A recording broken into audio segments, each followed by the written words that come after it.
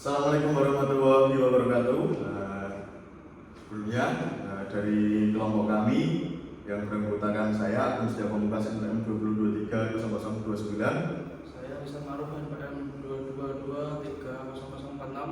2022-30046. Di sini mengenai proyek ya kemarin mengenai menyusun bisnis plan, di mana mungkin teman-teman sudah menyusun beberapa bisnisnya. Di sini saya sama Mas Isan kepikiran bahwa bisnis itu tidak bisa berjalan sempurna tanpa adanya konsultan bisnis. Nah, makanya kenapa plan bisnis yang kami berdua susun itu yaitu mengenai konsultan bisnis olahraga. Jadi gunanya untuk memperlancar bisnis teman semua. Oke, mungkin nanti di sini Mas Isan yang akan membacakan secara keseluruhan slide-nya, dan kemudian nanti di terakhir akan saya jabarkan lebih jelas lagi mengenai apa itu konsultan bisnis olahraga. Oke, silakan Mas Isan, ada jalan-jalan.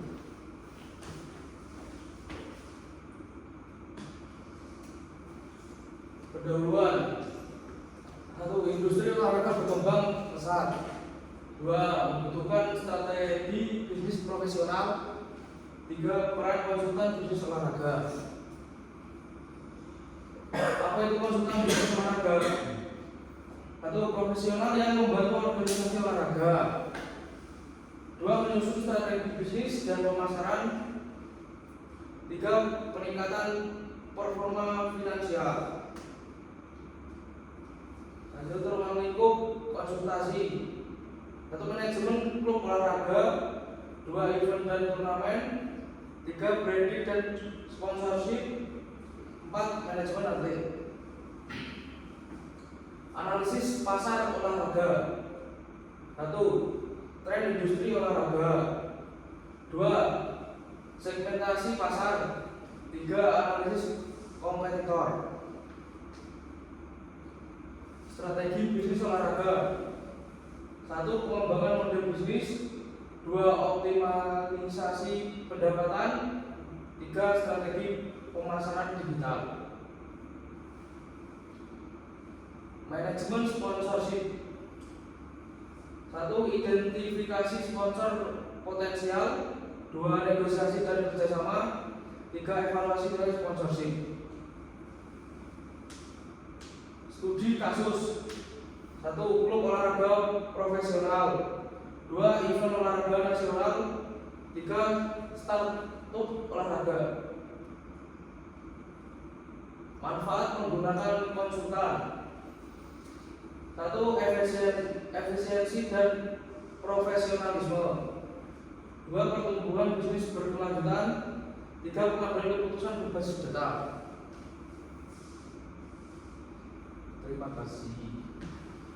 Oke, tadi sudah dibacakan secara ringkas atau secara simpel terlebih dahulu oleh Mas Isan mengenai konsultan bisnis olahraga. Yang pertama kita bahas terlebih dahulu dari pendahuluan. Industri olahraga berkembang pesat, di mana industri olahraga sekarang itu sangat berkembang pesat sekali dengan adanya mungkin entertainment yang ada, kemudian para influencer yang sekarang juga gemar nih menyuarakan tentang olahraga.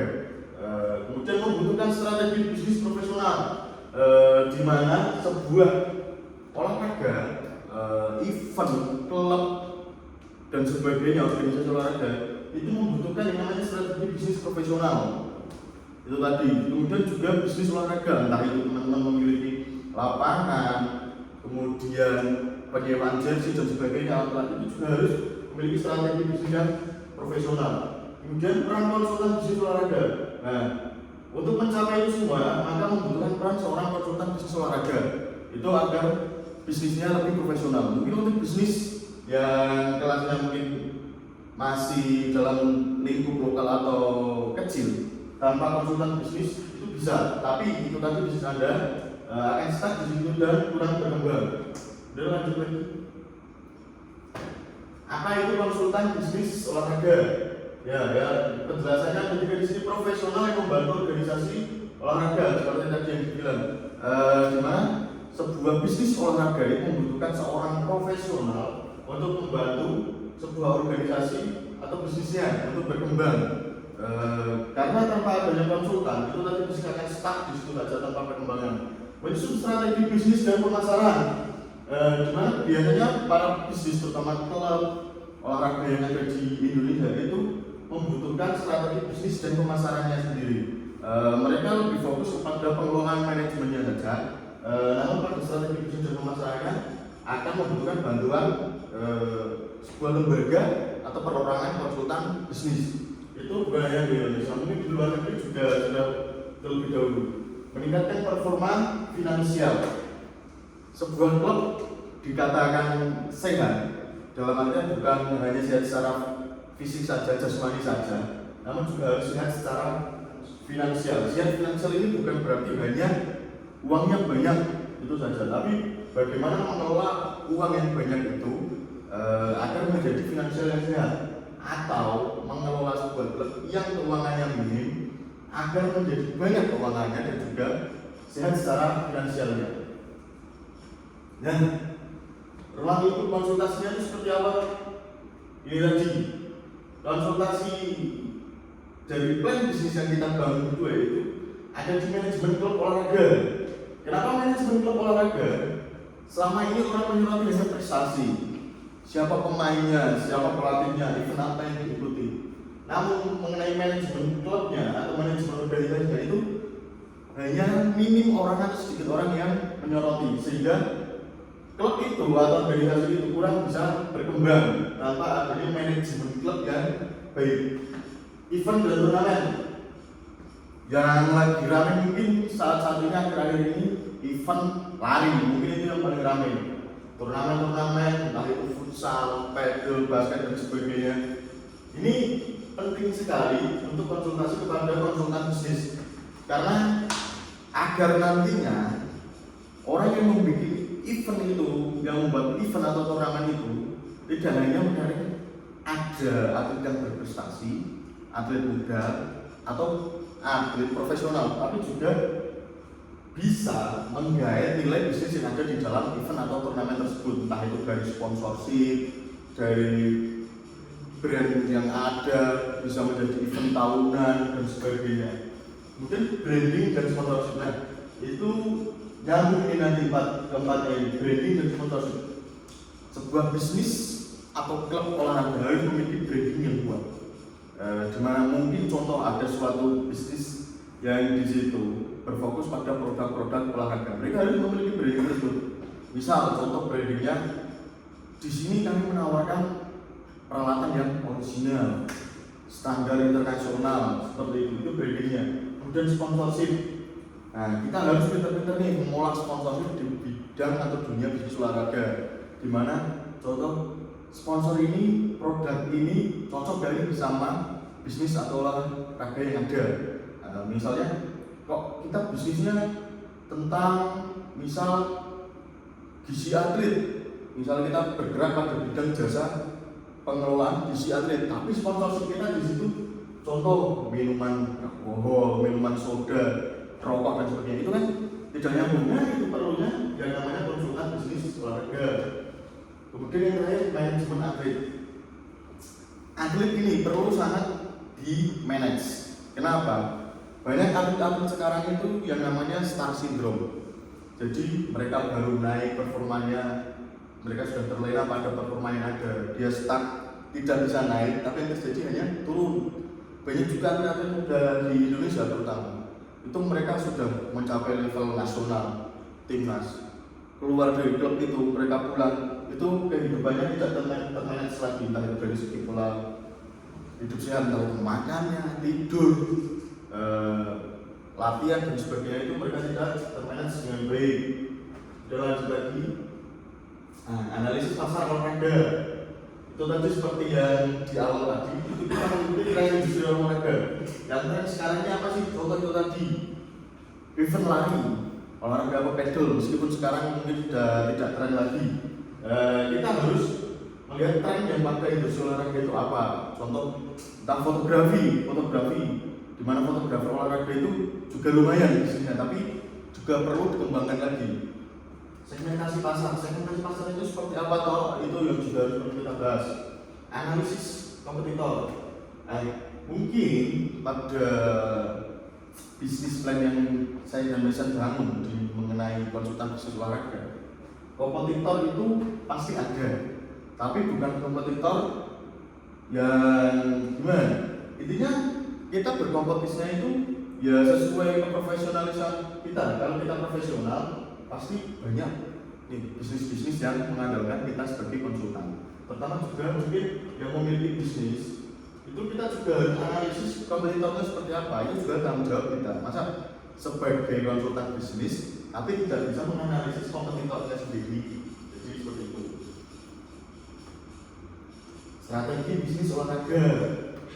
Bisnis olahraga memiliki strategi yang jelas.